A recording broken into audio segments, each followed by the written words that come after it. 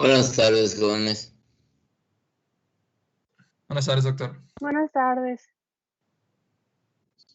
Ahora vamos aquí a transmitir desde el Hospital Cima.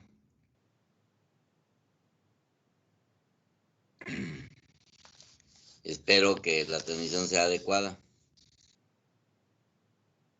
Por eso voy a transmitir desde el escritorio, una pantalla completa. Pero espero que estén. ¿Cuántos hay ahorita en asistentes?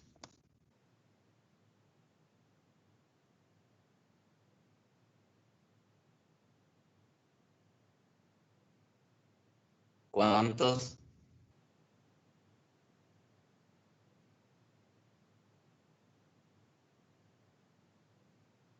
¿Me oyen?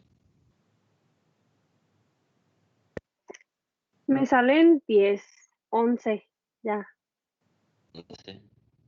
Son las 18:12. Bueno, a las 18:20 para iniciar. ¿Está de acuerdo?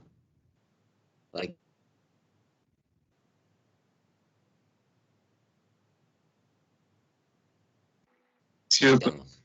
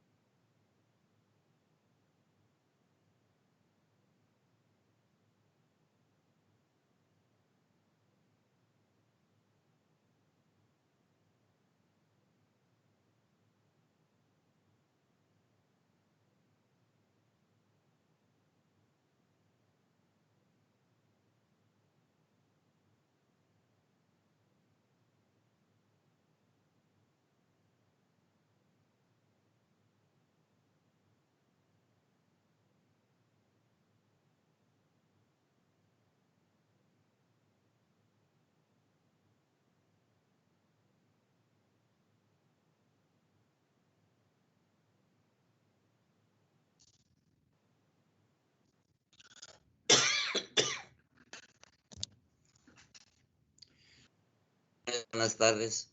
Esta clase se está grabando ya y vamos a la sesión correspondiente a medicina en el área de nitrógeno, productos azuados, en los que está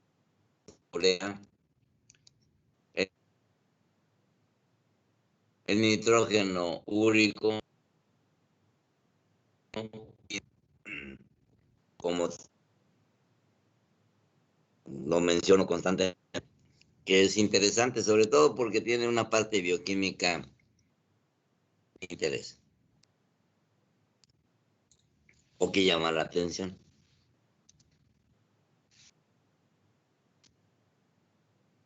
Caso compuestos nitrogenados a las biomoléculas que contienen nitrógeno, ya sea macromoléculas o productos. Las macromoléculas nitrogenadas con mayor importancia biológica son los ácidos y las proteínas. Sus precursores son las bases nitrogenadas y los aminoácidos. Para que haya proteínas y ácido eso es lo que forma una. La característica es que tienen nitrógeno. Forman los ácidos nucleicos en el humano.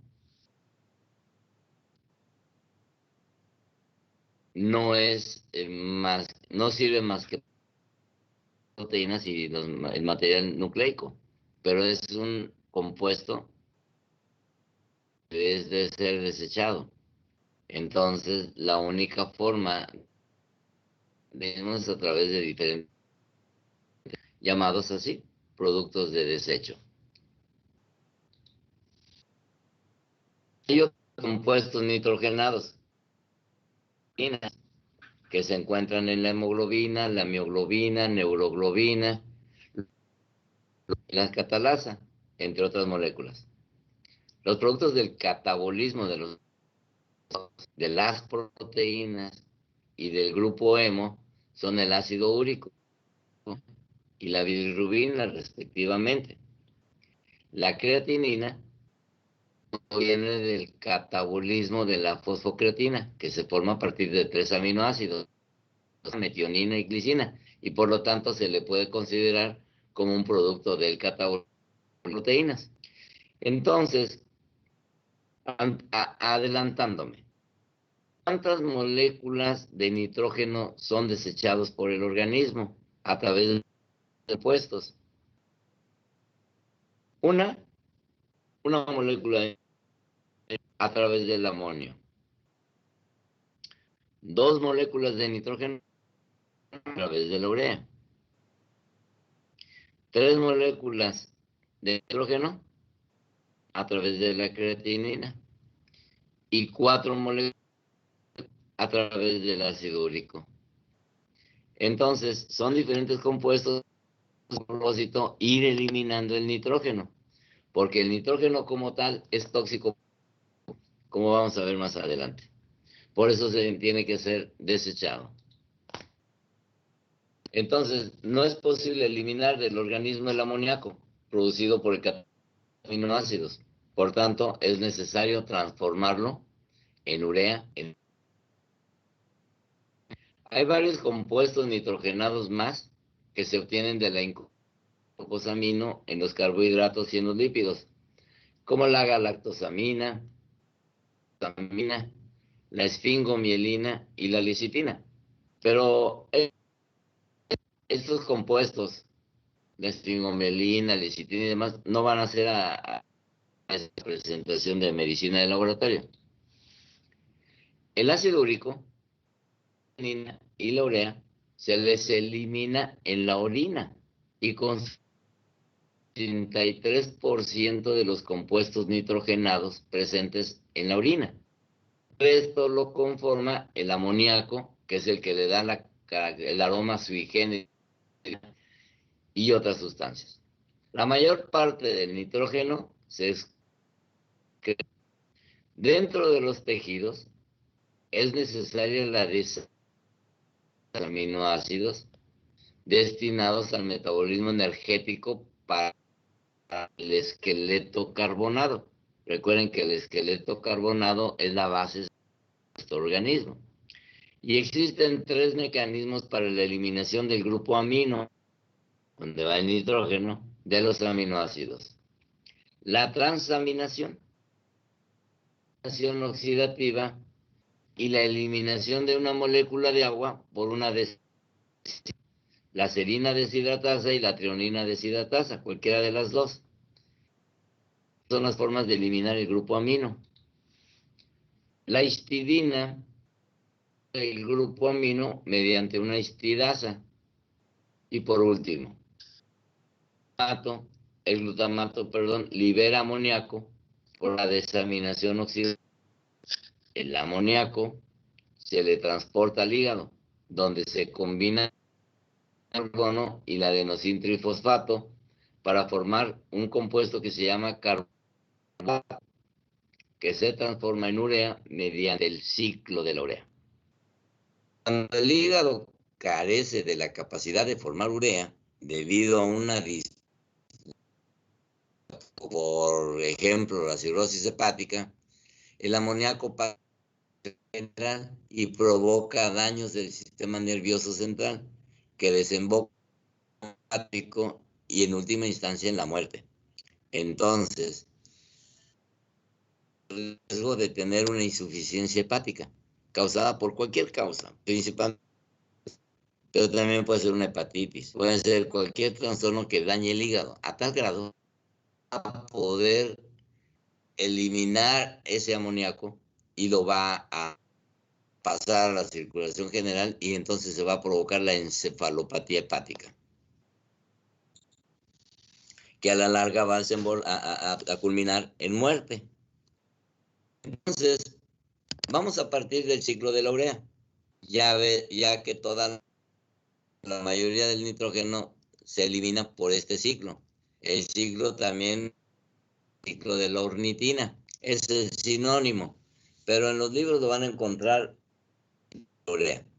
Y tiene dos reacciones. Una de ellas se lleva a cabo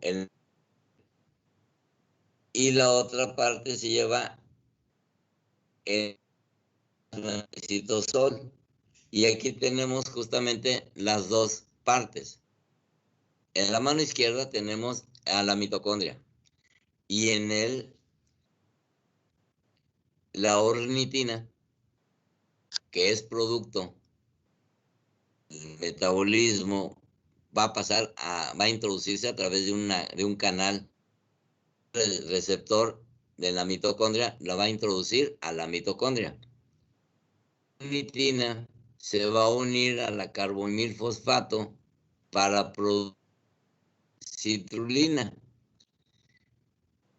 La carbonilfosfato se forma de dos moléculas de ATP más bicarbonato, amonio, y nos da como resultado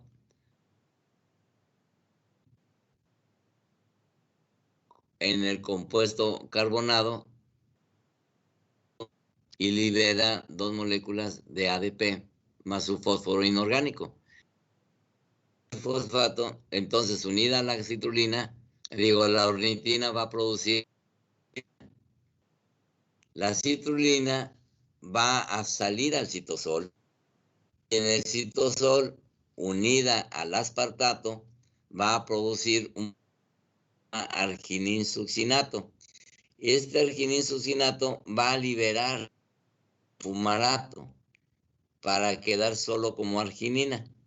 Y esta va a liberar dos moléculas de nitrógeno para formar la urea y quedar como compuesto, como ornitina, que va a introducirse en la ornitina para jalarse a la carbonilfosfato, convertirse en que se va a unir al aspartato para formar el arginino-succinato, que va a fumarato para quedar como arginina, escindir dos moléculas de amonio y convertirse en ornitina. Y este es el ciclo de la ornitina o ciclo. Como ven, este ciclo de la urea es importante en el del organismo.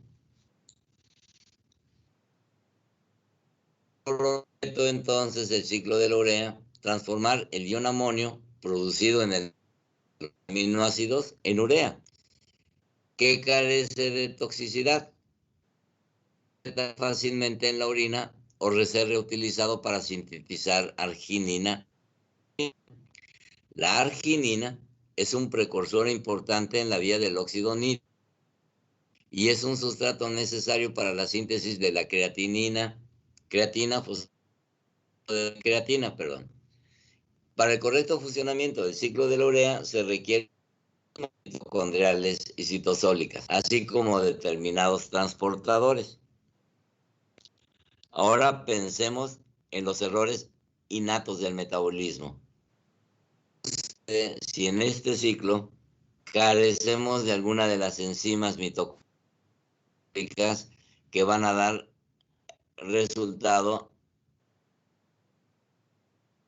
del precursor al siguiente compuesto, no va en el compuesto y se va a empezar a atesorar a el precursor.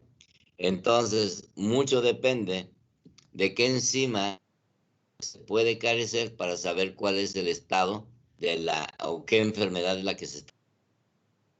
Entonces, este ciclo es raro que se produzca un error innato, pero llega a suceder. Entonces, el clínico tiene que ser lo suficiente para identificarlo, sobre todo porque estos problemas se dan en los recién nacidos, sobre todo. Los individuos con cualquier entonces del ciclo de la urea presentan riesgo de desarrollar hiperamonía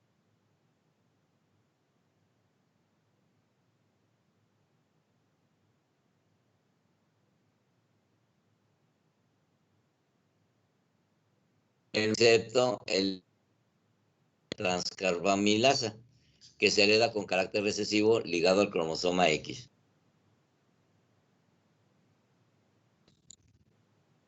Hay una conexión íntima y el ciclo del ácido cítrico o ciclo del ácido tricarboxílico, o mejor conocido como el ciclo de Krebs. Entonces hay una unión. Si nosotros vemos que el ciclo de la urea está conectado al ciclo de Krebs a través del fumarato, cuando la arginino-succinato se convierte o libera, ¿verdad?, el fumarato para convertirse en arginina. Ese fumarato va a ingresar al ciclo de Krebs antes de producir el malato, para que el malato se convierta en el oxalacetato. Este oxalacetato viene de la combinación fumarato, que después se convierte en oxalacetato.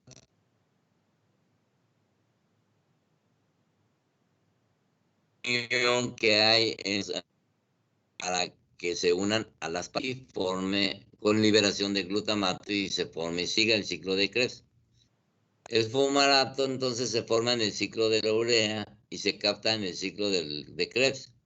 Y el oxalacetato del ciclo de Krebs se transamina y pasa a aspartato, que dona el amino en el ciclo de la urea.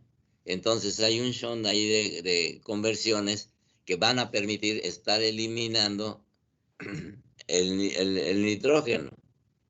La conexión entre estos ciclos reduce entonces el coste energético, pues la oxidación del fumarato a oxalato en el ciclo de Krebs proporciona una nicotinamida mitocondrial que equivale a 3 ATP, lo que entonces genera energía.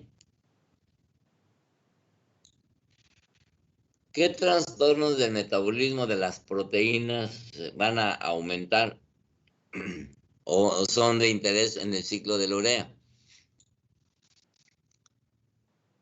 El trastorno, por ejemplo, la argininemia, por el defecto enzimático de la arginasa. La aciduria arginosuccínica, por un defecto enzimático del arginino-succinato liasa. La citrullinemia, por un defecto del arginino-succinato sintetasa.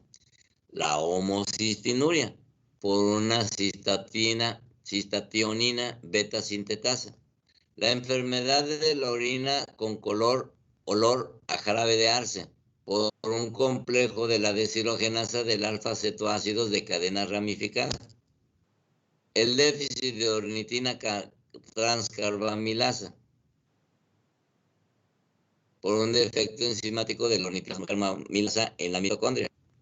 La fenilcetonuria, por una deficiencia de la fenilalanina hidroxilasa. Las tirosinemias de tipo 1 y de tipo 2, causadas una por la fumarila cetoacetasa y otra por la tirosina aminotransferasa. Entonces, esos son trastornos del metabolismo de las proteínas que van a generar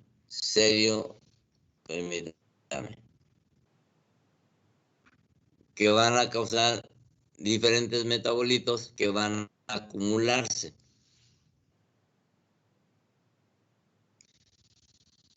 Siempre en la medicina, por las ocasiones, hay una confusión entre los términos azoados y azoemia. Y el doctor Julio César Hernández Pérez escribió sobre esto. Y lo transcribo tal cual está en su artículo. Se ha hecho costumbre creciente entre algunos médicos, sobre todo los que atienden las enfermedades renales, emplear como símil de insuficiencia y daño renal asmática el vocablo asma. La pregunta sería, ¿adecuado usar esta terminología? Entonces, pone como ejemplo párrafos descritos en diferentes artículos. En este caso, 2 artículos publicados en la Revista Cubana de Pediatría, una en el 2011 y otra en el 2005. Y dice el párrafo del artículo: Ajustar la dosis de acuerdo a los azuados. Dice, aceptabilidad del tratamiento empírico de la infección urinaria aguda en el niño. Y el otro artículo dice, al mes de edad comienza con dificultad para el diálisis, con elevación de los azuados, generalizada, y fallece en la presentación de un caso. En el diccionario de la Real Academia, participio del verbo azoe y significa dicho principalmente del agua, que tiene por su parte, azoe es un nombre masculino que se origina del francés azo y significa nitrógeno. Esta es la base. Entonces, ajustar la dosis de acuerdo a los azuados. El autor del artículo hacía referencia a las modificaciones de las dosis de los antimicrobianos según el aclaramiento de creatinina, que como muchos conocen es producto terminal del metabolismo y se encuentra en la orina.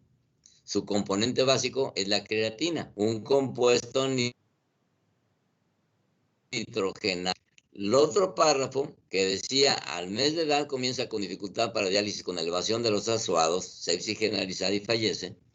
En este artículo no se hace referencia al agua que contiene azoe, sino a los compuestos químicos presentes en la sangre que contienen nitrógeno. Por lo tanto, es inexacto el uso de este término.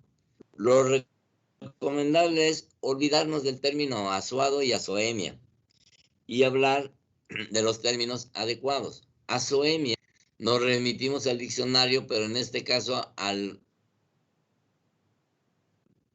médico y etimológico, editado por la Universidad de Salamanca. Este lo define como existencia de sustancias nitrogenadas en la sangre. Y a continuación se hace una salvedad en la obra que dice, se ha aplicado este nombre impropiamente al nitrógeno de la urea contenido en la sangre. Por lo tanto, mi recomendación, suficientemente sostenida en esta presentación, es, por favor, no usar las palabras azuados o azoemia, porque estamos cometiendo un error al mencionarlo. El hecho de que la sustancia no haya sido convertida para su eliminación a través de la urea por una insuficiencia hepática nos va a llevar a una encefalopatía hepática. La encefalopatía hepática son condiciones neuromusculares y neuropsiquiátricas que aparece como factor de mal pronóstico, incluso en su forma subclínica, en las enfermedades hepáticas agudas y crónicas. El mecanismo patogénico es la insuficiente declaramiento hepático de sustancias neurotóxicas de origen mayoritariamente intestinal. Dichas neurotoxinas actúan sobre distintos sistemas neurotransmisores, ocasionando las manifestaciones clínicas de tipo neuropsiquiátrico y neuromuscular. El tratamiento estándar de la encefalopatía hepática se basa en la actualidad en 3 pilares. Primero, identificar y corregir el factor precipitante. 2, proporcionar una dieta hipoproteica. Recordemos que lo que está generando el daño es la gran cantidad de amonio que se está produciendo en el metabolismo de las proteínas. Entonces, evitémosla. Básicamente, demos carbohidratos y lípidos y quitemos las proteínas. Y tercero, la utilización de disacáridos no absorbibles. Está bien, acabo de señalar que demos carbohidratos, pero estos disacáridos, los disacáridos no absorbibles, deben ser fundamentales. La encefalopatía hepática es un síndrome constituido por síntomas y signos neurológicos que aparecen asociados a un muy mal pronóstico en pacientes con hepatopatías agudas, insuficiencia hepática aguda grave, y con más frecuencia crónicas, como la cirrosis hepática, que nos va a llevar a una insuficiencia hepática crónica. La reversibilidad de la encefalopatía hepática junto con la falta de alteraciones morfológicas neuronales, sugieren que la encefalopatía hepática es un trastorno básicamente funcional de patogenia metabólica, que es bioquímico. Si corregimos el malestar bioquímico, entonces corregimos la encefalopatía, la manifestación. El mecanismo fundamental es el paso a la circulación de las sustancias tóxicas procedentes del intestino sin ser depuradas por el hígado, porque el hígado ya no está capaz de depurarlos. Y esto ocurre tanto por insuficiencia hepatocelular, insuficiencia hepática grave, como por el escape de estas sustancias de la circulación hepática a través de colaterales portosistémicas en pacientes con una buena función hepatocelular portadores de una anastomosis portocava quirúrgica o habitualmente por una combinación de ambos factores. Entonces, lo que tenemos que evitar es la disminución de que estas neurotóxicas se viertan al torrente circulatorios y lleguen al cerebro. El sistema de graduación clínica más utilizado para la encefalopatía hepática es el de Wishaven, el cual establece los siguientes grados de la encefalopatía en 4 y se basa en los cambios del estado de conciencia, la función intelectual y comportamiento, y para los estadios 3 y 4 puede utilizarse adicionalmente la escala de coma de Glasgow. Entonces, en la encefalopatía hepática, el grado 1 su característica es la euforia o ansiedad del paciente. Leve falta de atención, deterioro en el desempeño de adición. El paciente está en el estadio 2 o grado 2, el paciente ya no está eufórico, entra en un estado de apatía, de letargia, tiene desorientación temporoespacial, es mínima, pero ya no sabe, pierde el tiempo, noción del tiempo y del lugar, del espacio donde está. Hay un cambio sutil de personalidad. Si era amigable, se hace enojón, se hace agresivo. Si era agresivo, tiende a estar en estado de calma. Tiene además un comportamiento inapropiado, porque ya el yo es, y hay un deterioro del desempeño de la sustracción. En el grado 3, el paciente ya no está letárgico o apático, ya está somnoliente o está en un estado semi-estupor. Pero la respuesta, hay pérdida de respuesta verbal a los estímulos verbales. Tiene confusión y hay desorientación grave temporal, al grado tal que el estado de somnolencia lo va a llevar al estado de coma, que es cuando es detectado el grado 4 de la encefalopatía hepática. Y después del estadio 4, pues viene la muerte. Entonces, en muchos pacientes hemos visto este deterioro paulatino de las condiciones del paciente por un estado de intoxicación por el amonio, a lo que le llamamos la encefalopatía hepática. Lo que tenemos que hacer es cortar esa para reducir el daño del sistema.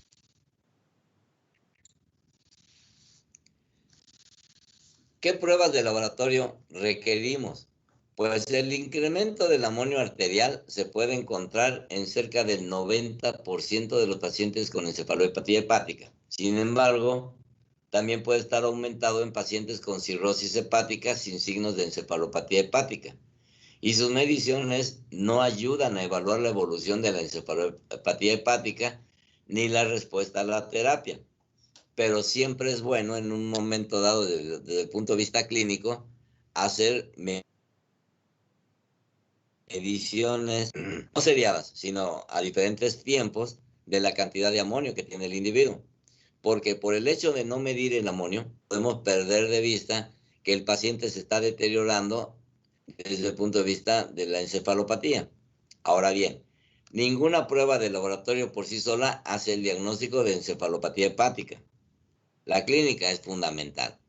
Y el valor principal de las pruebas de laboratorio es su utilidad para el diagnóstico diferencial de otras encefalopatías metabólicas o la detección de causas precipitantes de la encefalopatía hepática.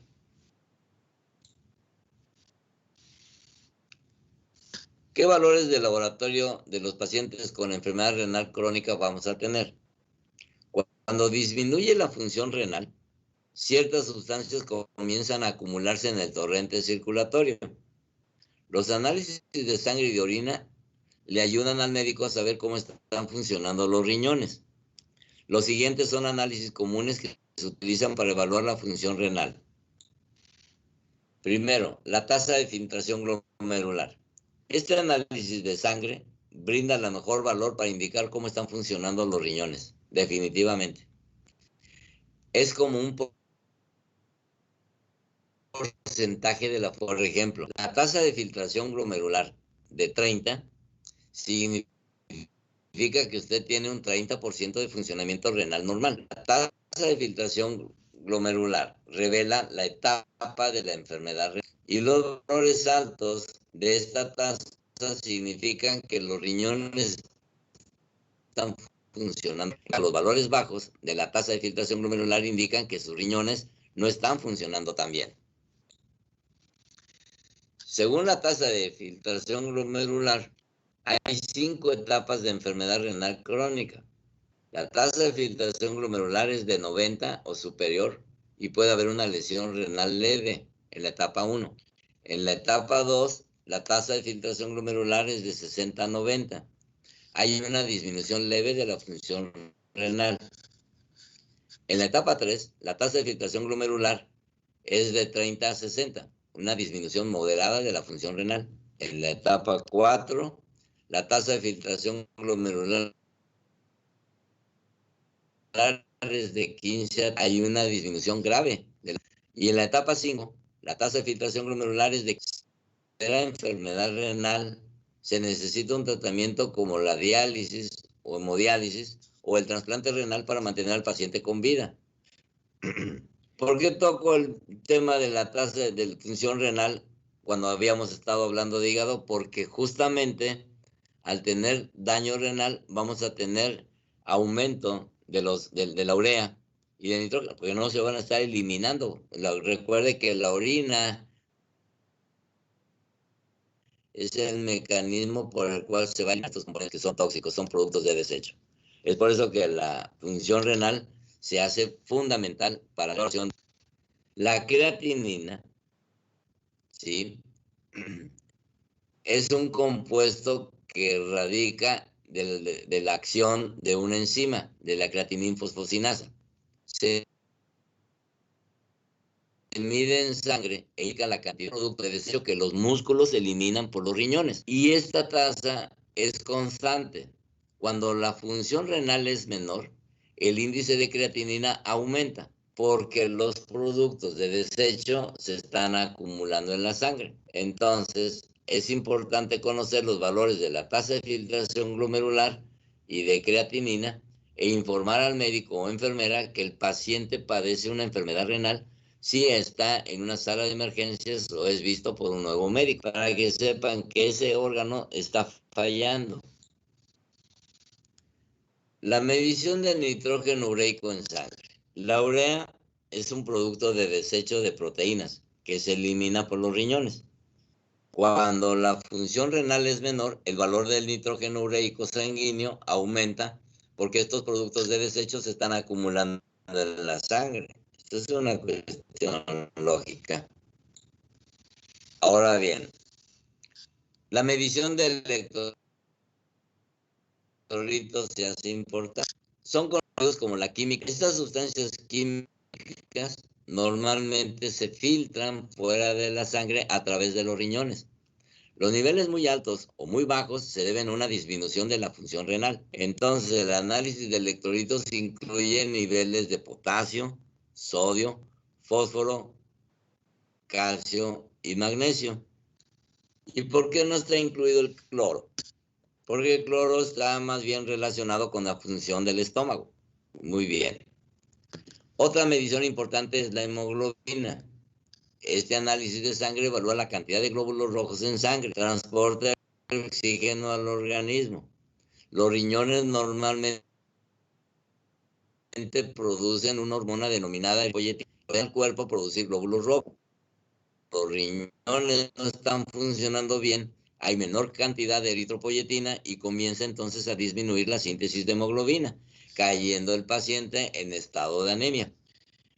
¿Cómo se va a resolver? Sustituyendo, dándole eritropoyetina inyectada.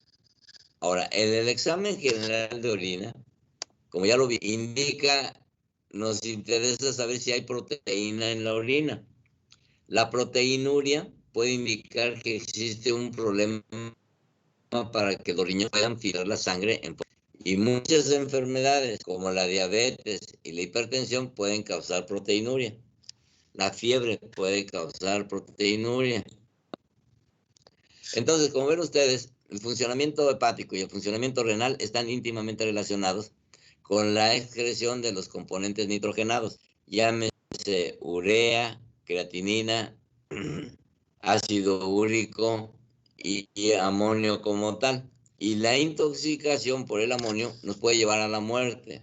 Por eso es importante que el clínico sospeche la presencia de una encefalopatía hepática y la detecte a tiempo, midiendo esta cantidad de amonio, como dice, es para establecer el diagnóstico diferencial de los trastornos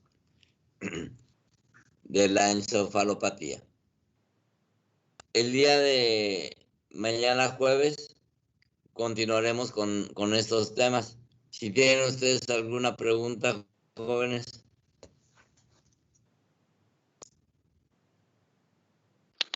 No, doctor, todo está bien.